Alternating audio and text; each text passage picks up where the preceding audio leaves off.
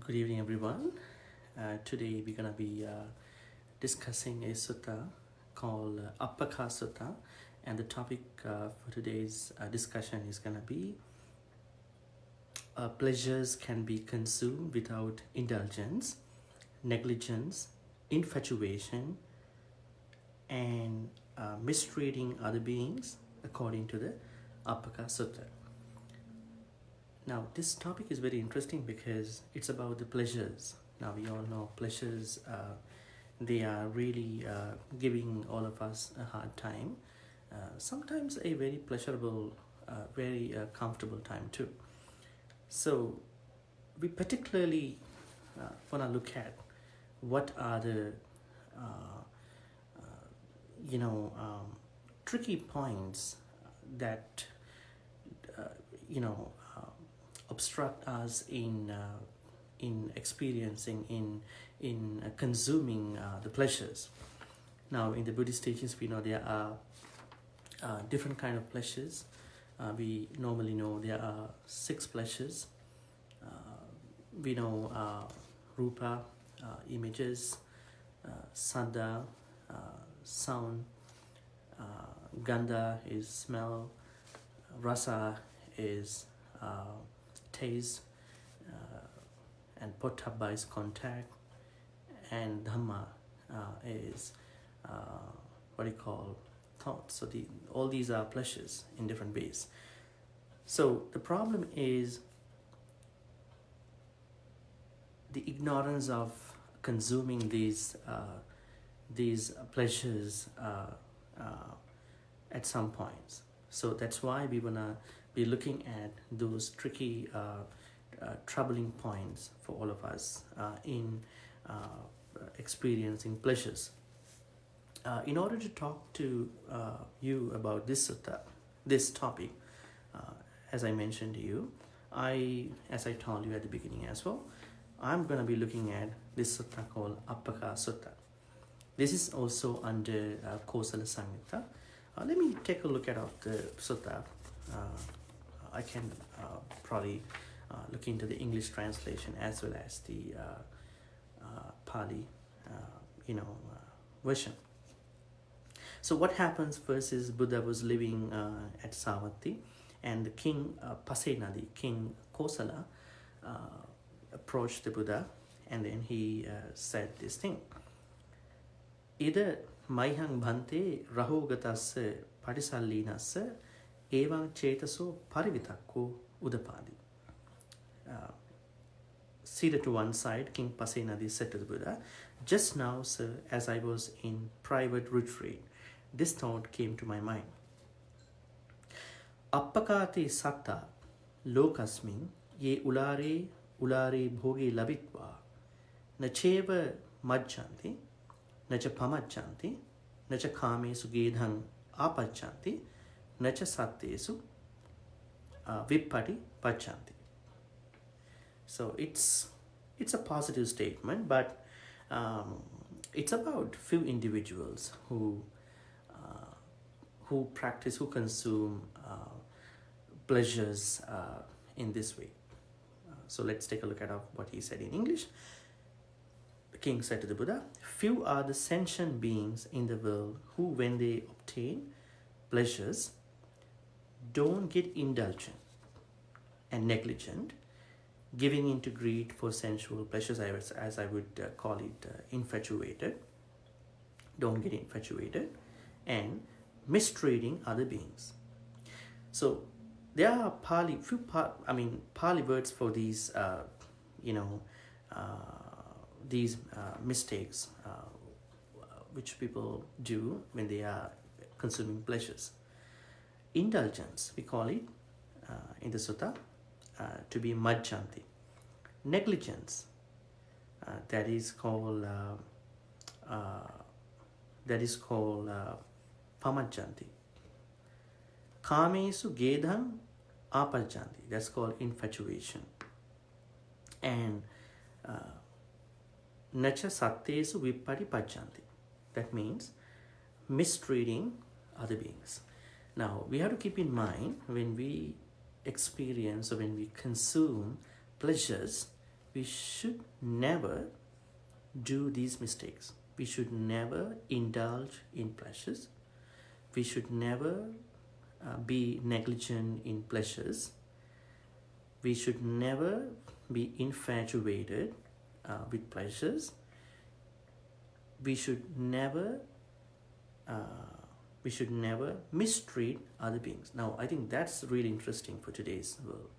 A couple of weeks ago, we saw that how badly people were stockpiling and stockpiling and they were panic buying, across the world, right? I mean, regardless of countries, and we knew that it's kind of a natural urge for people to go and do that. But if you really look into what they did, we get to know what really went with their mindset. We call it as retail therapy in the marketing, right? Retail therapy. That means where we buy to manage our emotional state. We have to question, people when the authority is telling you that you don't need to go buy this way, this much, and we have enough. So then why people keep going and do this unnecessary buying? It's because of the retail therapy. So, it's interesting to understand because it's kind of about taking back control. We know that when we do normal shopping, because I did a video about mindful shopping back in December last year. We talked about this a little bit. It's about taking back control about this retail mindset. And we also know what's about panic buying. Panic buying can be understood as playing to our three fundamental psychological needs. The first thing is need for control. As I said before, we want to take back the control. Like we think that we have this autonomy to go buy as much as we need. And the second thing is this relatedness. We shopping rather than me shopping. It's like people wanna encourage this mentality, we shopping and not me shopping. If you really shop for you, you might not have bought this many stuff without leaving other shoppers behind you. Those broken hopes, right? That's why we have to think about, because this thing called mistreating other beings with pleasures mean that you are not treating them well. That means when you are consuming your pleasures, you are not considering other beings. That's what really happened. And the third psychological factor is competence. So the first thing is need for control, in other words, autonomy. The second thing is people have this mindset, we shopping rather than me shopping, that prompted them to buy a lot, and then competence. So these three factors led them to panic buying as well as stockpiling. On the emotional side, we know the problem is this self-affirmation. This is the problem in the minds of many who did that stockpiling and then panic buying. In our minds, we know one day we're gonna be dead, and we all know that for sure. And the mind deals with it through seeking control. So mind wants to deal with that through seeking the full control of it. That's why all these giving us a hard time, and many people did that. Many people did this, buying unnecessarily and unnecessary stuff too at some point. And the reason why I pointed out that thing was, it is part of a mistake people do when they are consuming pleasures, mistreating other beings. So when you consume your pleasures, never mistreat other beings. Sometimes you need to think about when someone is gonna go shopping and wanna buy something, that person can't buy anything in the shop. Everything is gone. So we need to think about other buyers. So we have to consider them. That's what we understand by this word called sattesu vippaṭipajjanti. So we should not mistreat other beings when we are consuming pleasures. We should let them enjoy it too, in a right, proper way. Okay, so the first mistake we do when we are consuming pleasures is indulgence. So Buddha said anybody can consume pleasures, but the problem is do not indulge in the pleasures. We have to find out the balance where we do not indulge in pleasures. We have to find out how we can enjoy the pleasures without indulging. Indulging is a problem, so we should never indulge. And when I was looking at kind of a difference between indulgence and addiction, and I've been able to find out the reason. Now when you say addiction to something, that means you are habit forming with lasting results, right? So you are making some unnecessary habits. But when it comes to indulgence, it means having too much of something without being habit forming. So when it comes to indulgence, people might not form habits, but they are still into something too much. So then Buddha said, because Buddha is approving what the king said here at the end. That's why I'm saying King Kosala and the Buddha said we should never indulge in pleasures. Also, we should not be negligent in pleasures. Sometimes when you are too much into pleasures, you might delay your good things. You might delay your more important things. You are stuck in that. You get caught up in unnecessary sensual pleasures. So we have to be careful. We should be able to not cause us to be delayed, cause us to be late in any important good thing because of pleasure. So the first mistake that we do is indulgence. We have to get over that. We should never indulge in pleasures, and we should never be negligent. We call it pamada. And the third mistake most people do when they can take care of them under these two mistakes, what you call indulgence, majjanti, and negligence, pamajjanti, and then they get infatuated. That's really bad. When you are infatuated, you are forming greed. That's really a bad level of your pleasures, and the pleasure forms greed with that. So we should never let pleasure form greed, because it's a huge type of akusala, unwholesome thing. It is also an unwholesome root as well.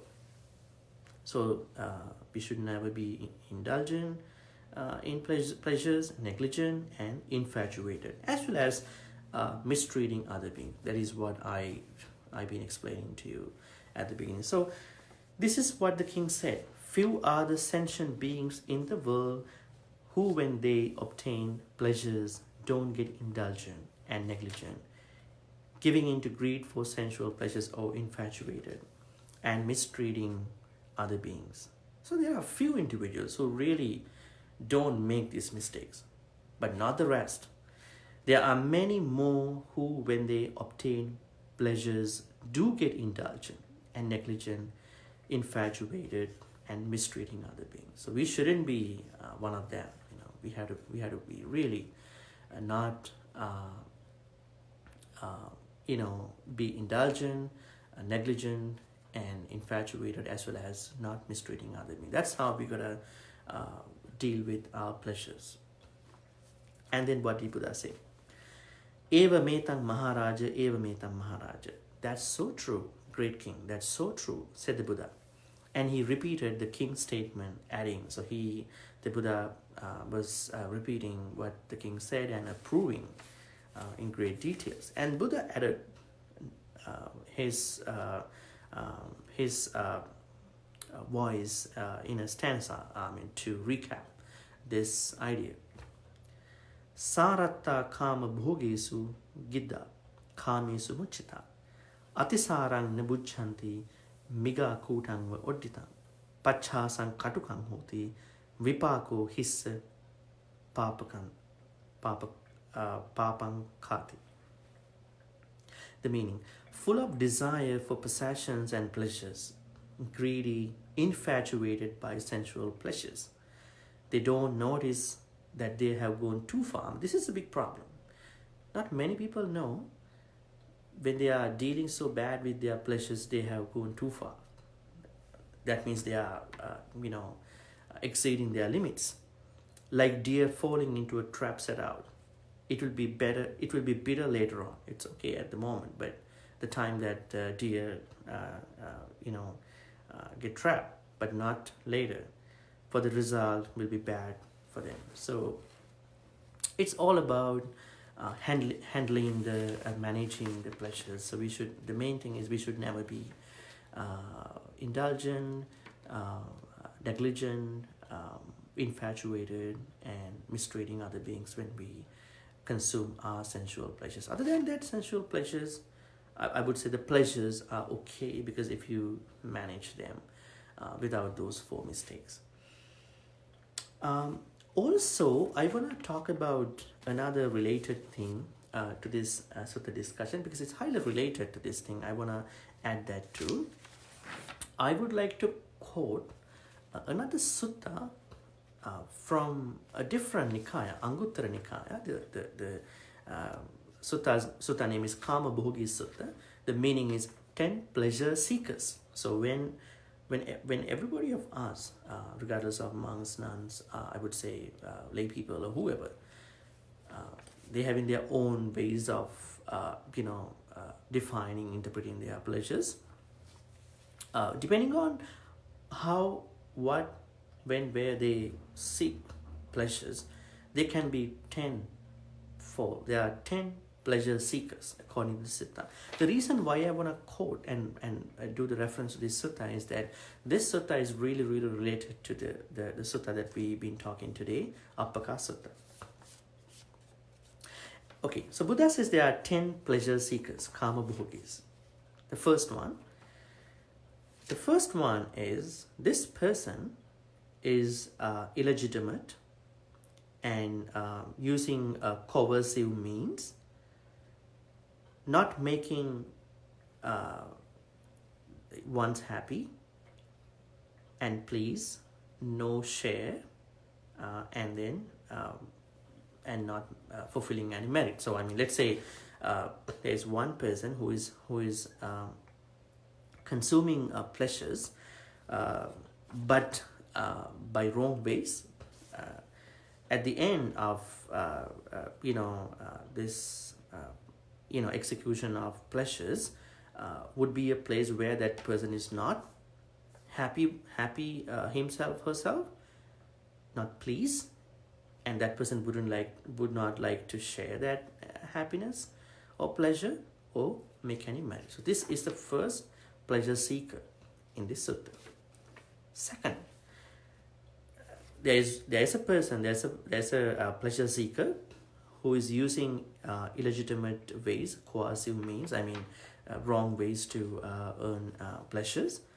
But this person is trying to be happy and pleased, but does not share the happiness, as well as does not make merits with that pleasure.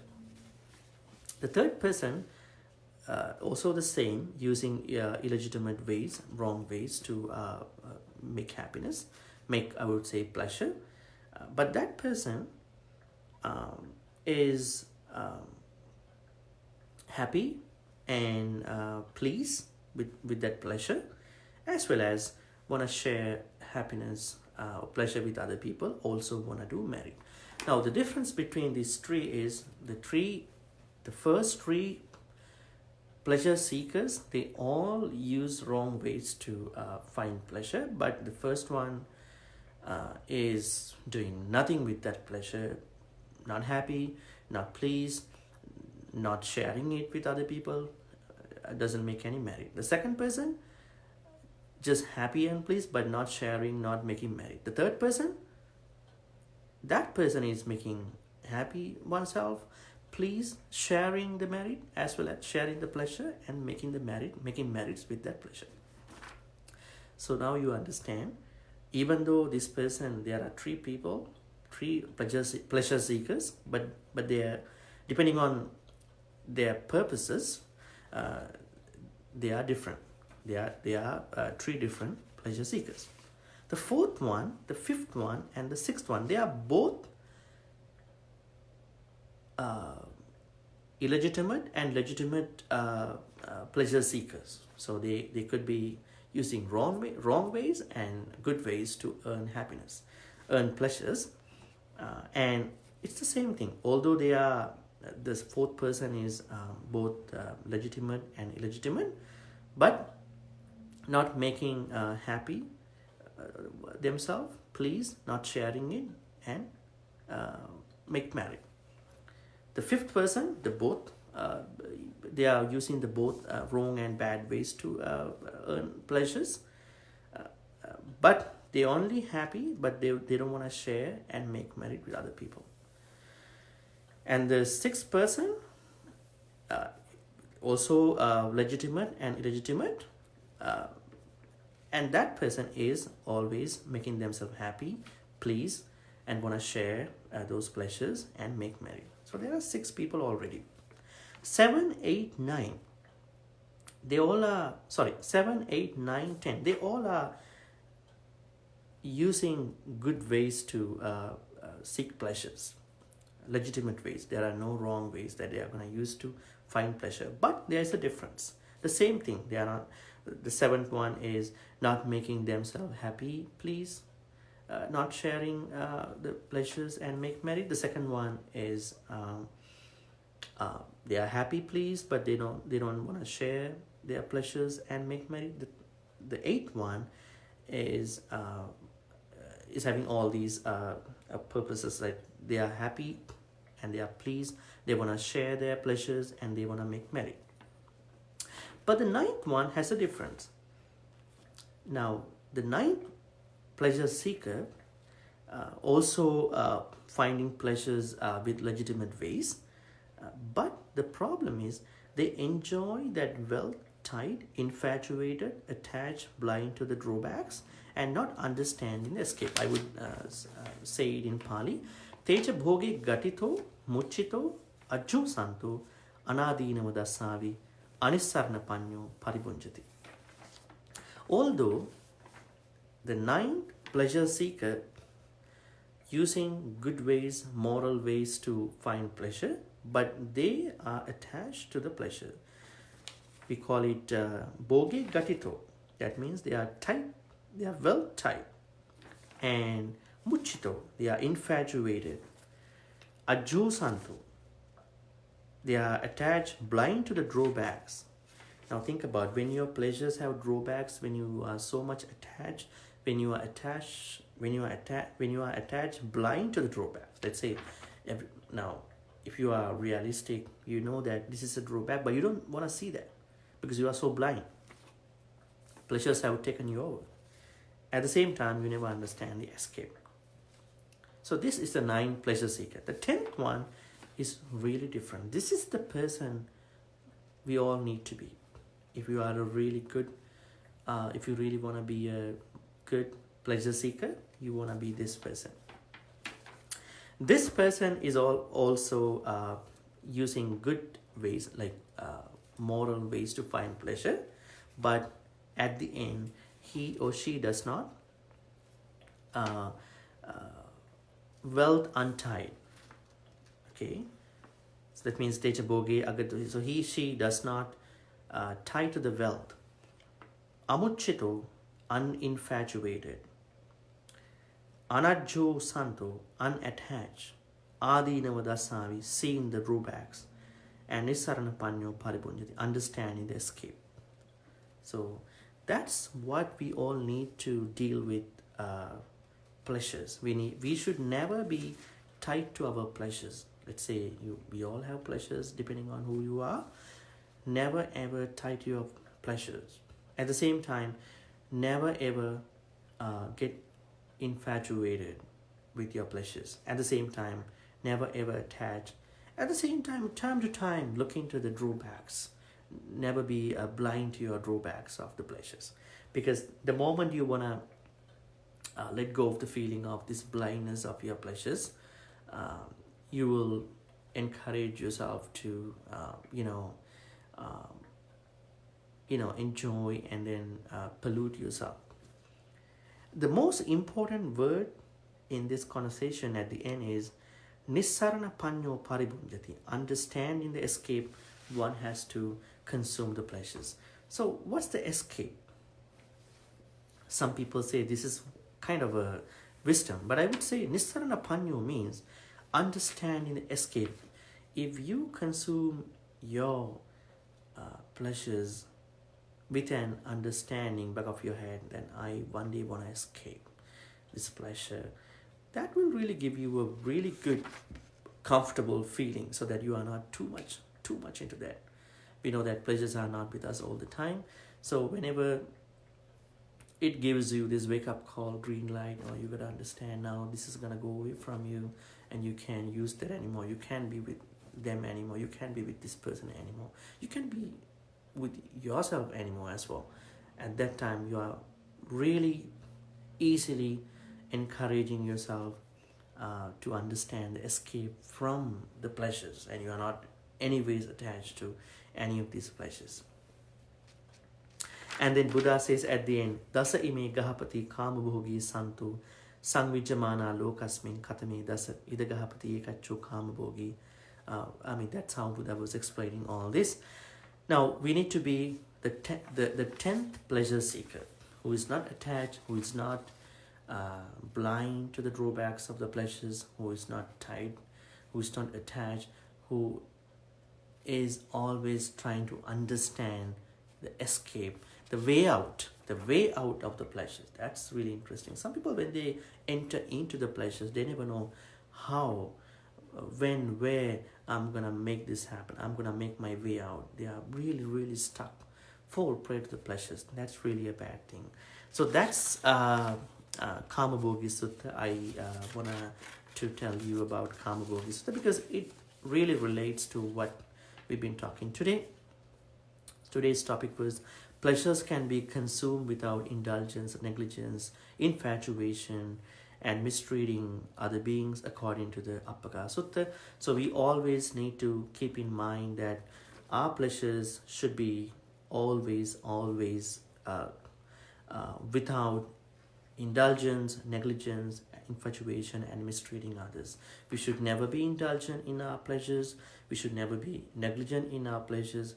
We should never be infatuated. We should never mistreat other beings when we are consuming our pleasures. So these 4 aspects will really give us a very clear idea about how we can take care of our pleasures and then make our lives much comfortable. So that's the abstract and the description of the sutta, and I hope that you learn a lot of things, especially about pleasures and how you need to look into the 4 aspects of using pleasures without being indulging, without being indulged, without being negligent, without being infatuated, and without mistreating other beings. So that's what we all need to do with our pleasures. So let's share all the good karmas with the departed relatives and the deities. We know this is not a good time for many people in the world. We really want to share all these good karmas with the departed people passing every day. It's pretty bad. So let's share all the good karmas with all the departed relatives who passed away in the name of all of us in this whole universe. May they be happy and peaceful. May they attain the supreme bliss of Nibbana. Sadhu, sadhu, sadhu. Idam me ñāti nang hotu sukhita huntu ñātayo. Idam me ñāti nang hotu sukhita huntu ñātayo. Idam me ñāti nang hotu sukhita huntu ñātayo.